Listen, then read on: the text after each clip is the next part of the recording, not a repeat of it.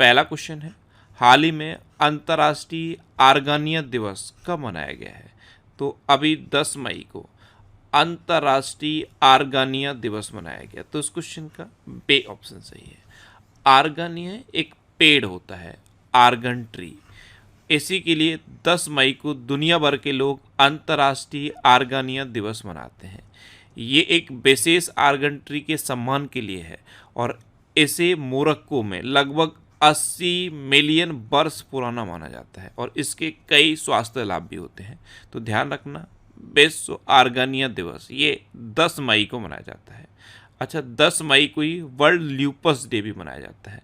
Lupus day ये auto immune बीमारी होती है, इसलिए हर साल 10 मई को ये वर्ल्ड ल्यूपस डे भी मनाया जाता है। इस बीमारी के बारे में जागरूकता बढ़ाने के लिए 10 मई को वर्ल्ड ल्यूपस डे मनाया जाता है। अब इम्पोर्टेंट डे वाली बात है, तो 1 मई को अंतर्राष्ट्रीय श्रम दिवस मनाया गया, 2 मई को विश्व टूना दिवस मनाया गया, 3 मई को विश्व प्रेस स्वतंत्रता दिवस और अंतर्राष्ट्रीय तेंदुआ दिवस मनाया गया और विश्व प्रेस स्वतंत्रता दिवस पर वर्ल्ड प्रेस फ्रीडम इंडेक्स जारी किया गया और इस इंडेक्स में इंडिया 159वें नंबर पर रहा और 180 देशों में 159वें नंबर पर रहा।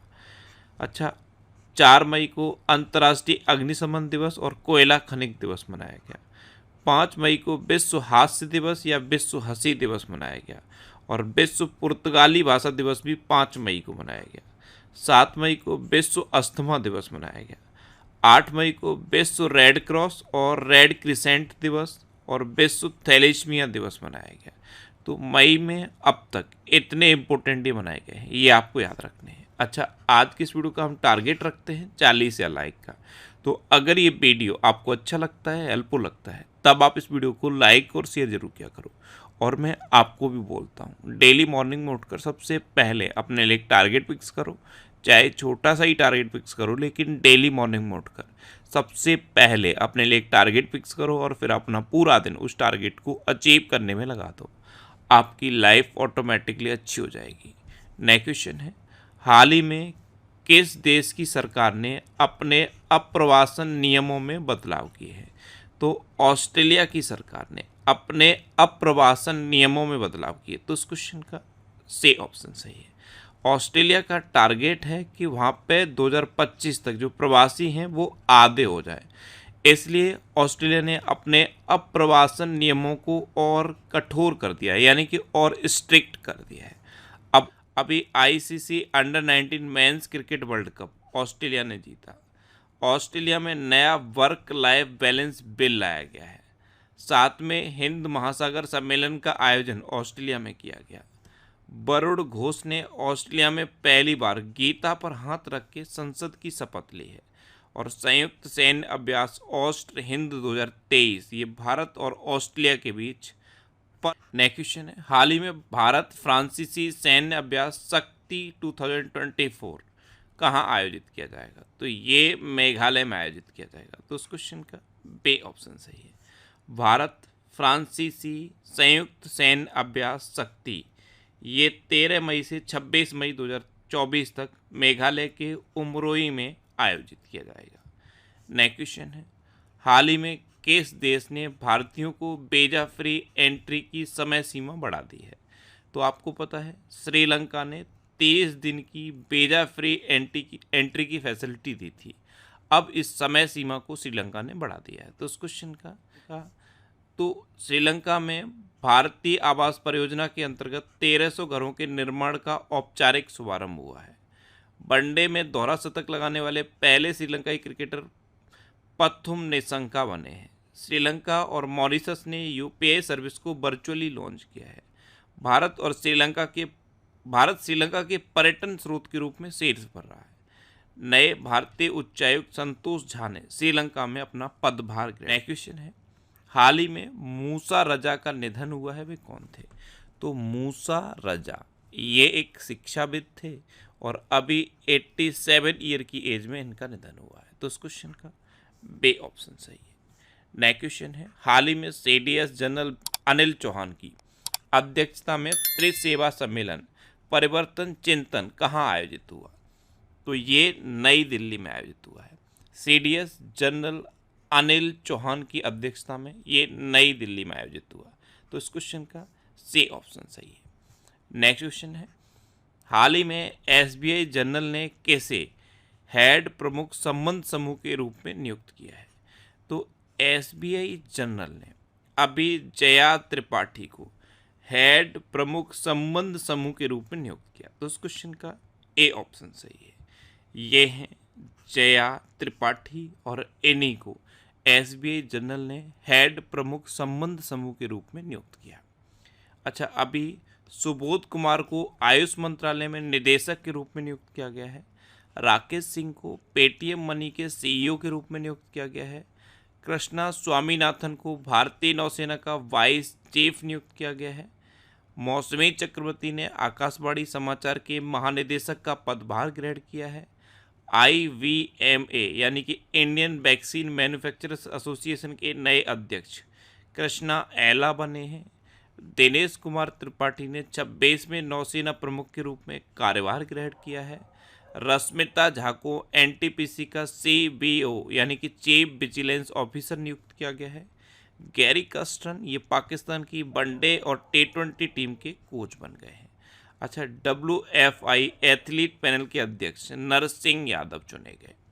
नेक्स्ट क्वेश्चन है, हाल ही में किस देश के खिलाड़ी कॉलिन मुनरो ने अंतर्राष्ट्रीय क्रिकेट से संन्यास की घोषणा की? तो कॉलिन मुनरो ये न्यूजीलैंड के खिलाड़ी हैं और अभी इन्होंने अंतर्राष्ट्रीय क्रिकेट से संन्यास की घोषणा की। तो इस क्वेश्चन का सी ऑप्शन सही है। ये हैं कॉलिन मुनरो। इन्होंने अपने पूरे करियर में सिर्फ एक टेस्ट मैच खेला जिसमें सिर्फ 15 रन इन्होंने बनाए और 2 विकेट लिए। 57 वनडे खेले और 65 T20 मैच खेले, लेकिन अब इन्होंने अंतर्राष्ट्रीय क्रिकेट से संन्यास की घोषणा की है। नेक्स्ट क्वेश्चन है, हाल ही में मिस टीन USA 2023 ने अपना खिताब छोड़ा है, उनका नाम क्या है? तो मिस टीन USA 2023 ये हैं उमा सोफिया श्रीवास्तव।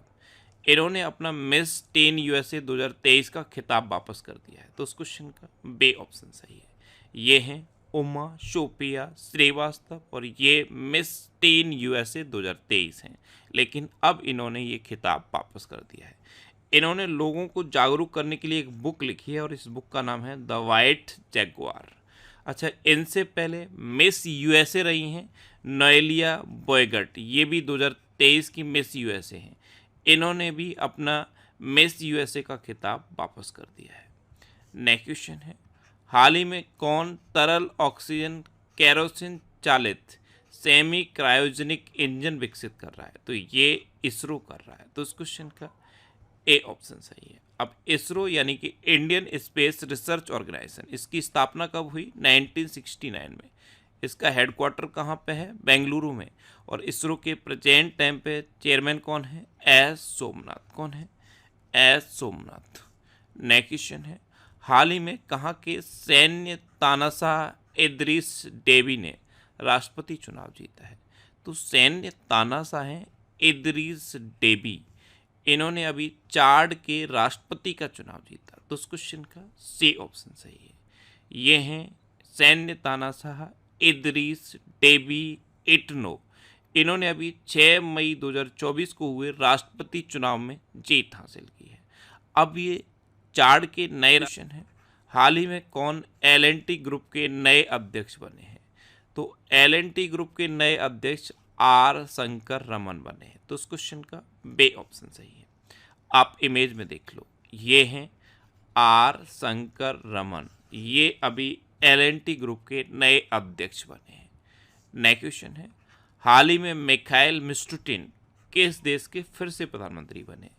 तो मिखाइल मिशुस्टिन ये अब रूस के फिर से प्रधानमंत्री बन गए। तो इस क्वेश्चन का से ऑप्शन सही है। आपको पता है अभी व्लादिमीर पुतिन रूस के 5वें बार राष्ट्रपति बने हैं और 6 साल के लिए राष्ट्रपति बने हैं। आपको पता है रूस में पहले राष्ट्रपति का कार्यकाल 4 साल होता था और ये कंडीशन थी कि कोई भी व्यक्ति सिर्फ 2 बार राष्ट्रपति रह सकता है।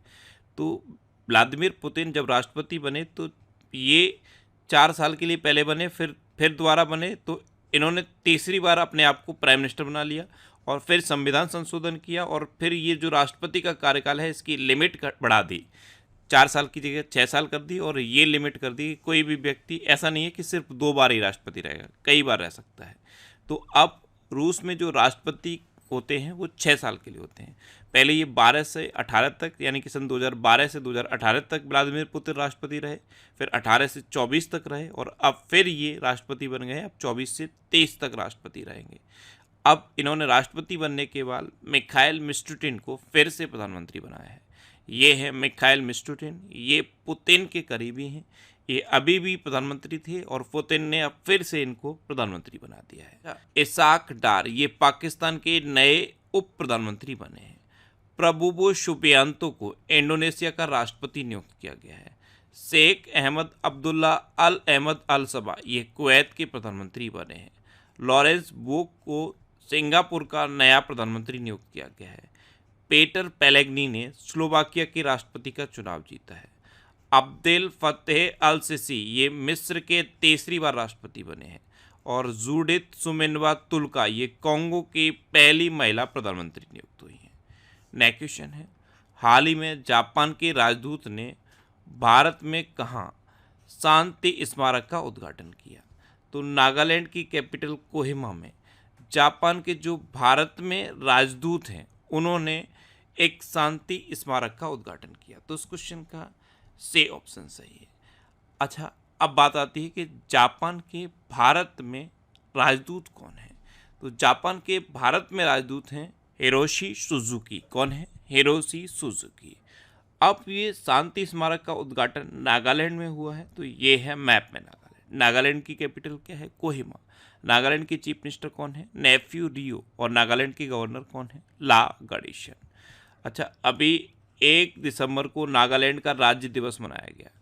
हॉर्नबिल महोत्सव 2023 ये नागालैंड में मनाया गया। केंद्रीय स्वास्थ्य मंत्री ने नागालैंड के पहले मेडिकल कॉलेज का उद्घाटन किया है। आधार से जुड़ा जन्म पंजीकरण शुरू करने वाला पूर्वोत्तर का पहला राज्य नागालैंड बना है और फांग नोन कोन्याक राज्यसभा की अध्यक्षता करने वाली नागालैंड की पहली महिला सांसद बनी है।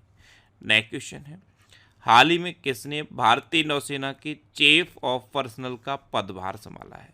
तो ये संजय भल्ला ने संभाला। तो उस क्वेश्चन का बे ऑप्शन सही है। ये हैं संजय भल्ला और इन्होंने ही भारतीय नौसेना के चीफ ऑफ पर्सनल का पदभार संभाला। अब लास्ट वीडियो के क्वेश्चन का आंसर। लास्ट वीडियो मैंने आपसे क्वेश्चन पूछा था कि वायुसेना ने नैनीताल के जंगलों में लगी आग को बुझाने के लिए कौन सा ऑपरेशन शुरू किया?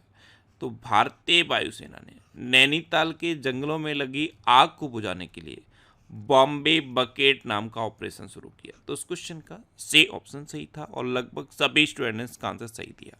मोस्टली स्टूडेंट ने इसके बारे में डिटेल में लिखा। मैं आपको एक बार फिर बोलूँगा, क्वेश्चन के बारे में आपको जितना ज़्यादा से ज़्यादा पता हो आप लिखा करो, क्योंकि जो चीज़ें आप लिख देते हो फिर उन्हें आप कभी नहीं भूलते।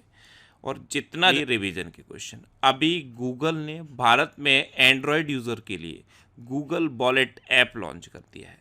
जर्मनी की कंपनी ने मोमबत्ती के मोम से चलने वाले रॉकेट का परीक्षण किया है। श्रीलंका ने अडानी ग्रीन को विंड पावर डेवलप करने की मंजूरी दी है। T20 में 350 विकेट का आंकड़ा छूने वाले पहले भारतीय खिलाड़ी युजवेंद्र चहल बने हैं और ये गुरुग्राम के एम्बेसडर भी बने हैं। नेपाल में माता तीर्थ औसी उत्सव मनाया गया। ये मदर्स डे के रूप में मनाया जाता है। रियल मैड्रिड फुटबॉल क्लब ने 36वां ला लीगा खिताब जीता है। बजाज ऑटो दुनिया की पहली CNG से चलने वाली मोटरसाइकिल लॉन्च करेगा। ICC महिला T20 विश्व कप 2024 का आयोजन बांग्लादेश में किया जाएगा। अच्छा, स्कॉट फ्लेमिंग को भारत की पुरुष बास्केटबॉल टीम का मुख्य कोच नियुक्त किया गया है।